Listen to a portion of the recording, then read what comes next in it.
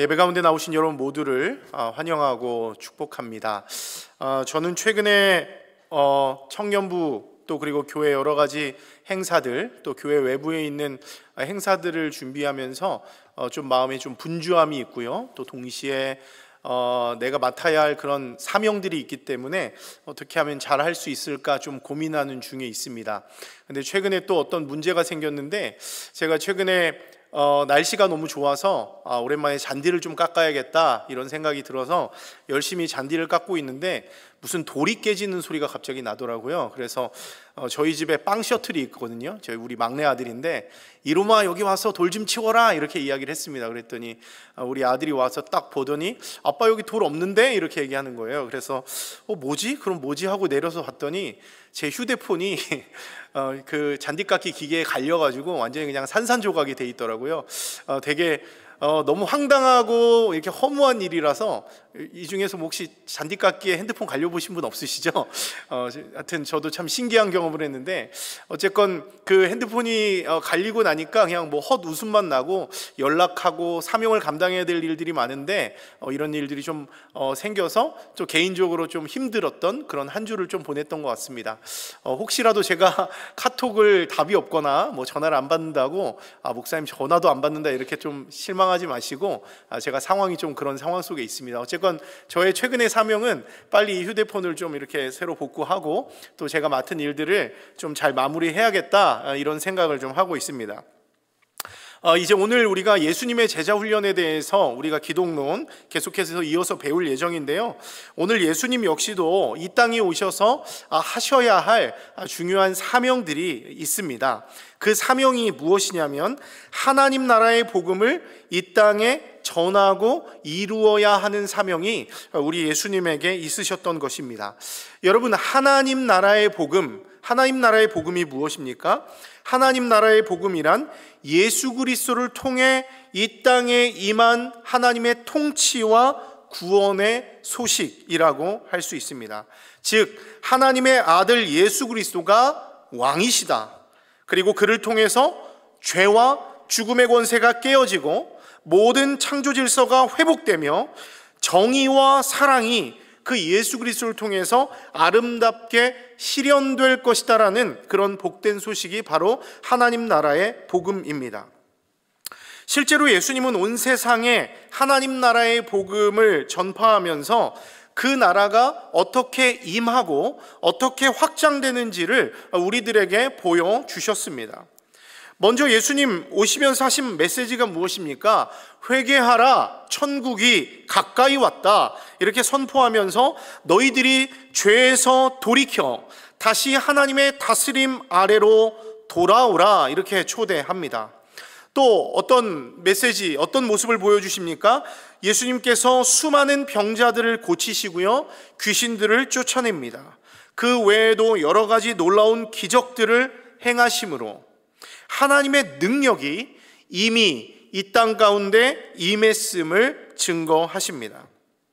또 마지막으로 예수님은 십자가와 부활을 통해서 죄와 사망의 권세가 어떻게 깨어지고 어떻게 하나님 나라의 승리가 이루어지는지 분명하게 보여주십니다. 이게 바로 예수님이 가지신 사명이고 예수님이 행하신 일들이죠. 근데 제가 오늘 여러분들에게 말씀드리지 않은 예수님의 사명이 한 가지 더 있습니다. 그게 바로 무엇이냐면 바로 이 땅에 자신들의 제자들을 세우는 사명이라고 할 수 있습니다. 여러분, 예수님이 자신에게 부여된 사명, 그러니까 구약에서부터 약속되었던 그 자신의 사명을 이루기 위해서는 예수님이 반드시 죽으셔야만 합니다. 인류를 구원하고 회복하고 하나님께로 나아가는 길을 열기 위해서는 죄 없는 예수께서 우리를 대신해서 죽으셔야 한다는 것이죠. 그리고 예수님은 부활과 승천을 통해서 하나님의 뜻을 완전히 이루신 이후에는 또 무엇을 하셔야 합니까? 하나님의 보좌 우편에 앉으셔서 온 세상 만물을 다스리셔야 합니다. 그리고 또 어떤 사명이 있습니까? 하나님과 사람 사이에, 신자들 사이에 중보자가 되셔서 그 자리에 서 계셔야 하는 것이죠. 때문에 예수님은 자신의 죽음, 그 십자가 죽음을 앞두고 예수님은 자신을 대신해서 하나님 나라 복음 전파의 사명을 이어갈 사람들이 필요했다는 거예요. 주님이 부활하고 승천하셔야 했기 때문에 이 땅에 남아서 지속적으로 그 복음을 전해야 할 사명자들이 필요했다는 것입니다. 그래서 예수님은 이 땅에 계신 동안 지속적으로 자신의 제자들을 부르시고 세우셨어요. 그리고 그들을 훈련시키셨습니다. 그리고 그들을 세상 가운데로 파송시킬 준비를 철저히 하셨다는 것이죠. 자, 그러면 예수님으로부터 택함 받은 사람들은 누구입니까? 여러분들이 잘 아시는 대로 예수님에게는 12제자가 있죠. 12제자의 이름을 다 기억하고 계신가요? 지난번에 우리 누가복음 사도행전 성경 퀴즈 할 때 서로 힘들어 하시는 것 같은데 우리가 좀 12제자의 이름 정도는 알고 있으면 좋을 것 같습니다. 여러분들 보시는 대로 여기에 12제자의 이름들, 여러분들이 익숙한 이름들이 나오고 있는데 이 이름들을 보니 어떻습니까? 그 면면을 보니까 우리가 이미 이 사람들의 면면들을 알고 있으니까 생각해 보면 어떻습니까? 예수님의 제자치고는 수준 이하입니다. 대부분이 물고기를 잡는 어부들이고 지식이 없는 사람들이죠. 그리고 그들 안에는 로마 제국의 앞잡이 역할을 하는 사람도 있고 로마 제국에 대항하는 급진주의자도 있습니다. 그러니까 예수님의 제자 안에 하나가 되지 못할 만큼 좌와 우로 완전히 갈라져서 싸우고 있는 그런 사람들이 있었다는 것이죠. 또 혈기가 왕성하여 한 성격하는 형제들도 있고 의심 많은 사람, 명예를 좋아하는 사람, 돈을 좋아하는 사람도 있습니다. 근데 이런 오합지졸들을 한데 모아서 복음 전파 사명을 맡긴다고 하니까 솔직히 말하면 과연 이들로 무슨 일을 할 수 있을까 굉장한 염려가 되는 것이죠. 여러분들이 보기엔 어떻습니까? 이 사람들 한 면 한 면을 보면 정말 걱정되지 않습니까? 여러분, 그런데 우리가 성경을 보면 인간의 생각과 하나님의 생각은 정말로 다르다라는 것을 우리가 볼 수 있습니다. 여러분, 우리 인간은 항상 눈에 보이는 것 그리고 세상의 가치 기준으로 사람을 판단합니다. 우리가 누군가를 볼 때 항상 세상적인 기준으로 저 사람은 부자구나, 저 사람은 똑똑하구나, 저 사람은 능력이 있구나 이렇게 생각합니다. 그냥 있는 그대로의 모습을 보는 것이 아니라 내가 늘 자라오면서 세상이 좋다고 하는 기준대로 사람을 판단하는 것이죠. 그러나 예수님의 판단은 어떻습니까? 예수님의 판단은 오직 하나님의 영광을 드러내는 데 목적이 있다는 거예요. 오직 은혜를 베푸는 데 목적이 있다고 하는 것입니다. 즉 예수님은 세상이 보기에 연약하고 부족해 보이는 사람들을 은혜로 택해 주신다는 거예요.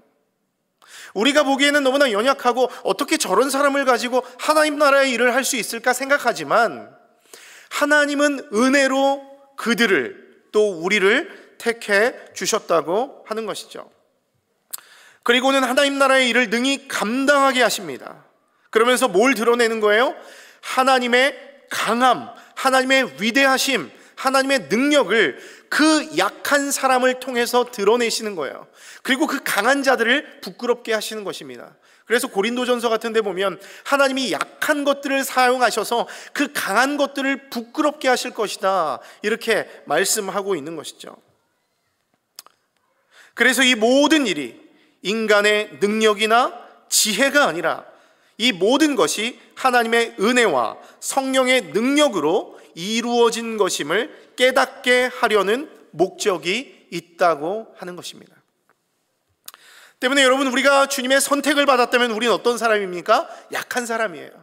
약한 나를 통해서 하나님의 영광을 드러내기 위함이라는 것을 우리가 좀 알아야 하는 것입니다. 특별히 어떤 사람은 나의 이 연약함 때문에 늘 주저앉고 나는 하나님 앞에 쓰임받지 못할 거야, 늘 열등감에 빠져서 이렇게 아파하시는 분들이 있는 것 같은데 그렇지 않습니다. 하나님은 이렇게 연약한 자들을 통해서 정말 위대한 일을 해 나가신다는 거예요. 여기 안에 우리 성도님들도 우리 교회 안에서 또 직장에서, 가정에서 각자가 맡은 역할들이 있는데 어떤 일은 참 이렇게 두렵고 어렵고 나 같은 사람이 할 수 있을까라는 그런 염려가 들기도 하지만, 하나님께서 연약한 우리들을 통해서 주님의 강함, 주님의 위대함을 드러내기 위해서 우리를 택하고 일하시는 줄로 믿으시기 바랍니다. 그래서 여러분들이 좀 기대하셨으면 좋겠어요. 오늘은 약한 나를 통해서 어떻게 나를 멋지게 사용하실까?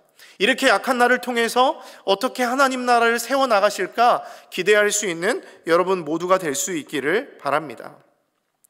어쨌든 예수님께서 이런 제자들을 세우신 거예요. 그러면 예수님은 이 제자들을 부르셨는데, 그러면 어떻게 훈련하고 양육했을까요? 하나님 나라를 위한 천병이요 일꾼으로 써야 되는데 이 사람들을 어떻게 훈련했을까? 정말 성경을 보면 여러 가지의 방법들이 있습니다.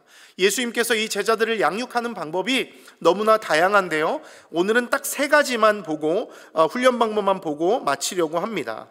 먼저 오늘 본문 13절과 14절 말씀을 한 목소리로 읽어보겠습니다. 시작. 또 산에 오르사 자기가 원하는 자들을 부르시니 나아온지라. 이에 12를 세우셨으니 이는 자기와 함께 있게 하시고. 아멘. 여러분, 여기를 보면 예수님이 뭘 하고 있는 거예요? 자기가 원하는 자들을 부르시고 그 제자들이 나아왔는데 그들 중에서 12를 세우시고 그들을 자기와 함께 있게 하셨다, 이렇게 말씀하고 있습니다. 예수님이 제자들을 자신의 곁에 두셨다는 거예요. 무슨 말이냐면 예수님의 훈련 방식은 교실 안에서 배우고 헤어지는 그런 주입식 교육이 아니라 함께 동거하고 함께 생활하면서 삶으로 가르치는 현장 학습이었다고 하는 것입니다. 여러분, 예를 들어서 복음서를 보십시오. 예수님은 말로만 너희들 기도해라 이렇게 말씀하지 않으셨습니다. 우리 예수님은 어떤 모습을 보여주셨습니까? 시시때때로 중요한 일을 앞두고 상황마다 불쌍한 자들을 앞에 두고 하나님 앞에 기도하는 모습을 보여주셨습니다. 새벽 미명에 한적한 곳으로 나아가 하루를 시작하면서 기도하는 모습을 보여줬고, 중요한 일이 있을 때는 밤이 맞도록 수고하여 기도하며 주님 앞에 나아가는 그런 모습들을 보여주셨다는 거예요. 그러면서 제자들에게 기도가 무엇인지에 대해서 산상수훈에서 주기도문을 통해서 가르쳐 주시며 하나님께 기도하라 이렇게 말씀하고 있는 것이죠. 또 예수님은 말로만 이웃사랑하라 이렇게 말씀하지 않으셨습니다. 예수님은 항상 병든 자들, 귀신 들린 자들에게 관심이 있으셨습니다. 항상 그들에게 나아가서 손을 내밀어서 그들을 치유해 주셨습니다. 삭개오와 같이, 귀신 들린 여인들과 같이, 가늠한 여인과 같이 소외된 사람들에게 항상 관심을 주셨고요, 배고픈 무리들에게 항상 음식을 제공하시고 그들의 줄인 배를 채워주셨습니다. 또 예수님은 우리들에게 그냥 용서하라 이렇게 명령만 하지 않습니다. 죄인들을 정죄하기보다 항상 용서로 감싸 안으셨습니다. 심지어 자신을 조롱하고 십자가에 못 박은 원수들조차도 예수님은 용서하셨습니다. 그러면서 원수를 사랑하라 권면하신 것이죠. 여러분, 이처럼 예수님의 가르침은 그분의 손과 발과 그의 입술을 통해서 구체적인 행동으로 나타났다는 거예요. 그리고 예수님의 그런 삶은 그를 따르는 제자들이 그 모습을 보면서, 그 삶을 보면서 그들의 삶의 본보기가 되었다라고 하는 것이죠. 제자들에게 있어서는 하나님 나라의 진정한 가치가 무엇인가 몸소 배울 수 있는 훈련의 과정이라고 할 수 있습니다. 우리들도 마찬가지죠. 말씀을 펴서 그분의 삶, 그분의 행적, 그분의 말씀을 읽고 그분이 하신 일들을 볼 때, 주님이 이런 분이시구나, 나도 닮고 싶다 흠모하면서 그분을 닮아가는 것입니다. 우리들 역시도 예수님의 제자가 되기 원한다면 성경 말씀을 펴서 그분의 삶을 읽고 그분이 행하신 대로 따라 걸어가다 보면 우리들 역시도 완전하진 않지만 예수님을 날마다 조금씩 닮아가는 역사가 우리들에게도 분명 따라올 것입니다. 두 번째로 예수님은 제자들을 어떻게 훈련하시냐면 제자들에게 사명을 감당할 능력을 주시고 실제 사역 현장에 투입해서 직접 경험해 볼 수 있도록 하셨다는 거예요. 먼저 요한복음 14장 12절 말씀 한번 보도록 하겠습니다. 한 목소리로 읽겠습니다. 시작. 내가 진실로 진실로 너희에게 이르노니 나를 믿는 자는 내가 하는 일을 그도 할 것이요 또한 그보다 더 큰 일도 하리니 이는 내가 아버지께로 감이라. 여러분, 앞서 말씀드린 것처럼 예수님은 이 땅에서의 사명을 마치고 또 다른 사명을 위해서 아버지께로 가셔야만 합니다. 근데 그 아버지께로 가기 전에 어떤 일을 하고 현재 있습니까? 그 제자들, 예수님이 뽑으신 그 12명의 제자들에게 사명을 감당할 수 있는 능력을 주고 있다는 거예요. 오늘 본문을 보십시오. 나를 믿는 자는 내가 하는 일을 그도 할 것이요 또한 그보다 큰 일도 하리라, 이렇게 말씀하고 있는 거예요. 여러분, 예수님의 제자로 부름받은 그 제자들이 얼마나 두려웠겠습니까? 예수님은 정말 어떤 대단한 능력을 보이시고 놀라운 그런 모습들을 보여주고 있는데 막상 내가 이런 삶을 살아야 한다라고 했을 때 두려움이 느껴졌겠죠. 또 예수님이 끊임없이 내가 십자가에 못 박혀 죽을 것이고 뭐 이런 얘기들을 하실 때마다 마음에 두려움이 있었을 것입니다. 근데 예수님이 그들을 그냥 두고 알아서 해라고 하는 것이 아니라 마치 자신이 이 땅 가운데서 하나님의 성전으로서 역할을 감당했던 것처럼 그 제자들이 움직이는 성전이요 교회로서 이 땅에서 빛과 소금의 역할을 감당할 수 있도록, 그 복음 전할 때 조금 더 효과적으로 복음을 전할 수 있도록 그들에게 능력을 부어주셨는데, 내가 하는 일뿐만 아니라 내가 하는 일보다 더 큰 일도 하리니, 이런 얘기를 하면서 제자들에게 사명 감당할 능력을 주셨다는 것입니다. 그러면 구체적으로 어떤 능력을 주시는가? 이것도 여러 가지가 있는데 오늘 마태복음 10장 1절 말씀을 보면 이렇습니다. 예수께서 그의 12제자를 부르사 더러운 귀신을 쫓아내며 모든 병과 모든 약한 것을 고치는 권능을 주시니라, 이렇게 말씀하고 있어요. 제자들이 사역의 현장에 나가서 복음을 전하다 보면 수많은 공격과 어려움들, 그리고 내가 도움을 줘야 할 상황들이 생기는데 그 제자들에게 사단의 권세를 제어할 수 있는 능력을 부어주셨다는 거예요. 그리고 모든 병, 모든 약한 것을 고치는 권능, 뭐예요? 예수님이 이미 하셨던 그 모습, 그 권능을 그 제자들에게도 주신다라고 하는 것이죠. 예수님이 하셨던 그 사역을 그 제자들이 온전히 감당하고 계승할 수 있도록 능력을 부어주고 있는 것입니다. 여러분, 실제로 복음서의 기록들을 보십시오. 누가복음 9장 2절 말씀 보면 예수님은 하나님 나라를 전파하며 앓는 자, 그 병든 자를 고치게 하기 위해서 12제자들을 세상 가운데로 보내십니다. 또 성경을 보면 12제자들 뿐만 아니라 70인의 전도대를 구성해서 둘씩 짝을 지어서 세상 가운데로 파송합니다. 그 과정 속에서 어떤 일이 일어납니까? 마가복음 6장 12절과 13절 말씀을 보십시오. 한번 읽어보겠습니다. 시작. 제자들이 나가서 회개하라 전파하고 많은 귀신을 쫓아내며 많은 병자에게 기름을 발라 고치더라, 이렇게 말씀하고 있습니다.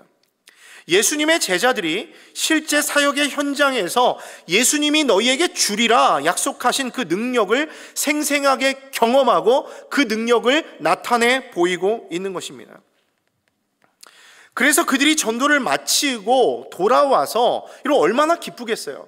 주님께서 능력을 주리라 약속했고 믿음을 가지고 나가서 복음을 전하면서 악한 마귀가 있을 때 예수 이름으로 명하노니 물러가라라고 외쳤을 때 그 마귀가 떠나가는 역사가 일어나고 병든 자, 귀신 들린 자가 회복함을 입는 그런 상황들을 봤을 때 얼마나 기쁘겠습니까?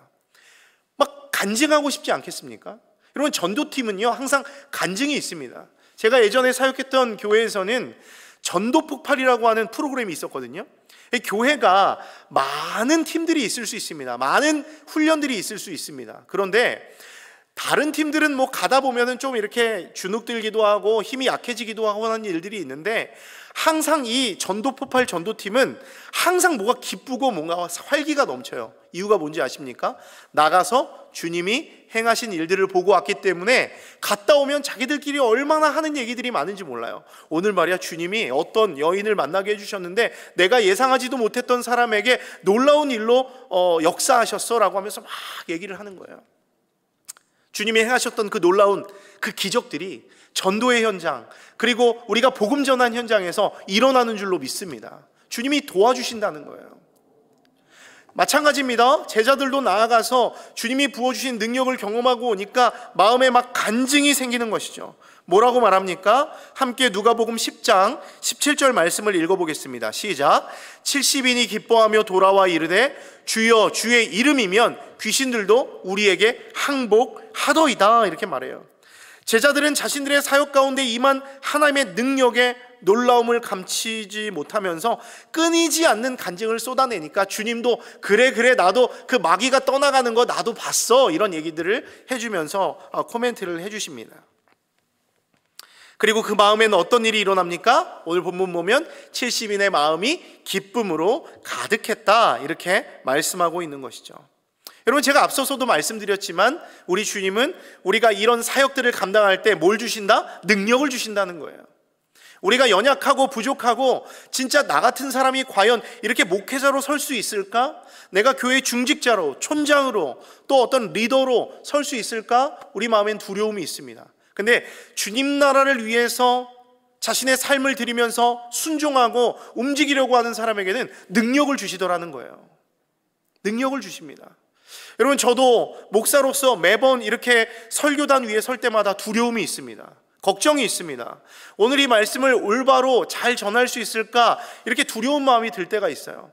그리고 나 같은 사람 잘할 수 있을까? 그리고 요즘에 설교 잘하는 목사님들이 유튜브에 보면 얼마나 많은지 유튜브보다 꺼버려요. 주눅 들어가지고. 너무 잘하는 분들이 많으니까. 근데 그럼에도 불구하고 주님께서 민수야 걱정하지 마, 내가 너와 함께 할 거야, 네가 말씀 전할 때 내가 너를 붙들 거야, 이렇게 확신을 주십니다. 거기에 순종해서 올라오면 제가 예상하지 못한 상황을 만들어주시고 말씀을 전하게 하시고, 또 삶의 현장, 사역의 현장에서 예상치 못한 그런 지혜들과 용기와 담대함을 주시면서 그걸 행하게 하신다라는 거예요. 이번에 요르단 선교도 마찬가지였습니다. 야, 요르단 선교 가자고 했는데 반대하는 사람들이 너무너무 많아가지고 가서 무슨 일이라도 생기면 어쩌나, 이러다가 망하면 어쩌나, 실패하고 돌아오면 어쩌나. 그러나 주님께서 마음에 용기를 주시고 괜찮아, 믿음으로 나아가자라는 마음을 주시고, 그 결과 하나님께서 부어주시는 정말 말로 닿을 수 없는 그 은혜를 누리면서 하나님이 믿음으로 순종하고 움직이는 자에게 능력 주시는구나, 은혜 부어주시는구나, 다시 한번 확신하게 되었습니다. 여러분, 혹시 마음 가운데 내가 잘할 수 있을까 염려하시는 분들이 있다면 주님을 신뢰함으로, 주님의 말씀에 순종하면 오늘 이렇게 우리에게 이런 권세, 능력을 부어주시는구나 깨닫고 믿음으로 그 사명 감당할 수 있는 여러분들 될 수 있기를 바랍니다. 마지막 세 번째로, 우리 예수님이 그 제자들을 어떻게 훈련시키는가? 우리 주님은 이렇게 밖에 나가서 전도할 때 항상 이렇게 성공만 주시는 것은 아닙니다. 제자들에게 실패도 허락하세요. 실수하게 하십니다. 우리들도 이 사역 현장에서 많이 실수합니다. 그래서 이 일을 막 포기하고 싶을 때도 있습니다. 근데 주님은 그 실패, 그 실수조차도 중요한 훈련의 기회로 삼으신다는 거예요. 여러분, 우리가 잘 알고 있듯이 예수님이 체포되자 그 모든 제자들이 어떻게 됐습니까? 예수님을 부인하고 도망쳤습니다. 특히 수제자라고 불렸던 베드로는 자신이 결코 예수님을 부인하지 않겠다고 예수님 앞에서 장담하며 말했습니다. 그러나 예수님이 로마 군인들에게 잡히자 그 두려움 앞에 3번이나 예수님을 부인합니다. 너 그 예수 옆에 있던 사람 아니야? 아니야 라고 막 저주하면서, 그 예수를 저주하면서 예수님을 부인합니다. 또 다른 제자들 역시 극심한 불안과 두려움에 휩싸여서 집안 문을 걸어 잠그고 숨어 버립니다. 여러분, 얼마나 비겁한 자들입니까? 여러분, 예수님이 그들을 얼마나 친절하게 대해 주셨습니까? 가난하고 소외된 사람들, 아무것도 아닌 사람들 불러다가 사랑으로 돌보고 제자 삼아주시고 진리를 가르쳐 주셨습니다. 하늘의 능력을 부어주시고 하나님 나라의 기쁨을 맛보게 해주셨습니다. 근데 이런 은혜를 베풀어 준 스승을 매몰차게 버려두고 도망쳤다? 저라면 이런 사람들과 관계를 끊어 버렸을 것입니다. 하지만 예수님은 그 제자들을 어떻게 대하십니까? 성경을 보면 사망 권세 이기고 부활하신 예수님은 낙심해 있는 베드로를 찾아갑니다. 저였으면 베드로, 너 일로 와. 너 어떻게 했어? 어떻게 나에게 이럴 수 있어? 라고 했을 것입니다. 근데 예수님은 오히려 따뜻한 마음으로 그를 찾아가서 생선과 조반을 먹게 하시고, 그리고 요한에게 물어봅니다. 요한의 아들 시몬아, 네가 나를 사랑하느냐? 또 물어봅니다. 요한의 아들 시몬아, 네가 나를 사랑하느냐? 또 물어봅니다. 요한의 아들 시몬아, 네가 나를 사랑하느냐? 이렇게 3번 물으시면서 베드로가 예수님을 향한 그의 중심, 그의 마음이 어떠한지 다시금 돌아보고 점검할 수 있는 기회, 그 시간을 주셨다는 거예요. 베드로는 예수님의 그 3번의 질문 앞에 부끄러움과 죄송함과, 그럼에도 불구하고 나에게 다시 찾아오셔서 네가 나를 사랑하느냐고 물으셨던 그 말씀에 감동하고 회복하고 다시금 주님을 향한 사명을 바로 세우면서 주님 앞에 다시 설 수 있는 그런 은혜를 누리게 되는 것이죠. 여러분, 또 문을 걸어 잠그고 숨어있는 제자들에게 또 예수님은 어떻게 하셨습니까? 그들에게 찾아가서 두려움에 떨고 있는 그 사람들에게 더 두려워해라, 이게 아니라 너희에게 평강이 있을지어다, 이렇게 샬롬을 선포합니다. 두려워하는 자들에게 두려워하지 말라, 너희에게 평강이 있을지어다 말씀합니다. 그리고는 자신의 구멍난 손과 옆구리의 상처를 보여주면서 자신이 그토록 강조한 대로 내가 부활한 하나님이다라는 것을 그 제자들에게 보여주는 것이죠. 그러면서 그들에게 어떻게 말씀하십니까? 함께 읽어보겠습니다. 시작. 예수께서 또 이르시되 너희에게 평강이 있을지어다. 아버지께서 나를 보내신 것 같이 나도 너희를 보내노라. 그들이 비록 실패했지만, 실수했지만 예수님은 그들을 책망하지 않습니다. 제자들이 다시 사명의 자리로 나아갈 수 있도록 아버지께서 나를 보내신 것처럼 나도 너희들이 실패했지만 너희를 보내노니, 너희가 그 실패에서 실수에서 깨달은 대로 다시는 그런 실수를 하지 말고 마지막 남은 인생 너의 하나님 나라 위해서 너의 삶을 드리며 나아가라, 이렇게 한 번 더 기회를 주신 것이죠. 아마도 제자들은 이 부활하신 예수님을 보면서 이분이 정말 단순한 스승이 아니라 정말 하나님의 아들이시구나, 참된 구원자이시구나라는 것을 분명히 깨달았을 것입니다. 그리고 자신들을 용서하며 새로운 기회를 주신 예수님의 사랑을 느끼며 자신의 사명을 새롭게 하는 계기가 되었을 것입니다.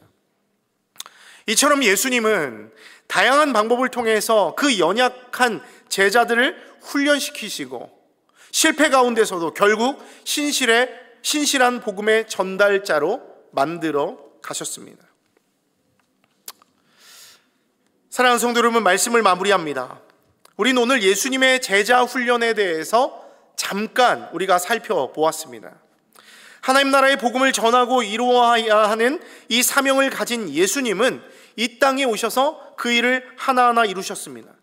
그리고 자신의 죽음과 부활 이유를 대비하며 자신을 대신해서 하나님 나라 복음 전파의 사명을 이룰 제자들을 세우시고 능력 주시고 철저히 훈련시켜서 세상으로 파송할 준비를 하셨습니다. 그런데 우리가 이 본문을 보면서 우리에게 주는 주님의 거룩한 부담감은 무엇입니까? 사명의 바톤이 예수님에게서 끝나는 것이 아니라 제자들에게 그 바톤이 전해졌던 것처럼 그 사명의 바톤이 예수님의 12제자들에게 끝나는 것이 아니라는 사실입니다. 무슨 말이냐면 그 사명의 바톤은 그 이후에도 수많은 믿음의 선배들을 통해서 오랫동안 이어졌고 우리들 역시도 그 사명의 바톤을 이어받아야 하는 순간에 놓여 있다고 하는 것입니다. 여러분, 예수님은요 여전히 꿈이 있으십니다. 주님 다시 오시는 그날까지 훈련받은 주님의 제자들을 통해서 하나님 나라의 복음이 온 세상 구석구석에 전해지는 것이죠.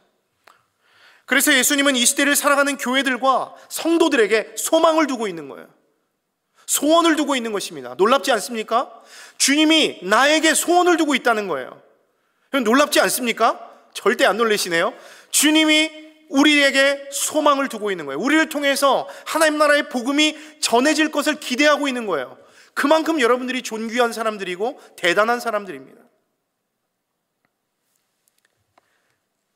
그러면 그 사명의 바톤을 잘 이어받아서 예수님의 꿈을 이루어드리기 위해서는 우리가 무엇을 해야 하는가? 가장 먼저 필요한 것은 예수님이 보여주신 모범에 따라서 영적인 훈련과 제자 훈련에 우리 교회가 힘써야 한다는 것이죠. 그러기 위해서 교회는, 또 목회자는 성도들이 말씀과 기도 훈련을 통해서 영적으로 성장할 수 있도록 그 기회와 환경을 계속해서 제공해야 하는 것이고요.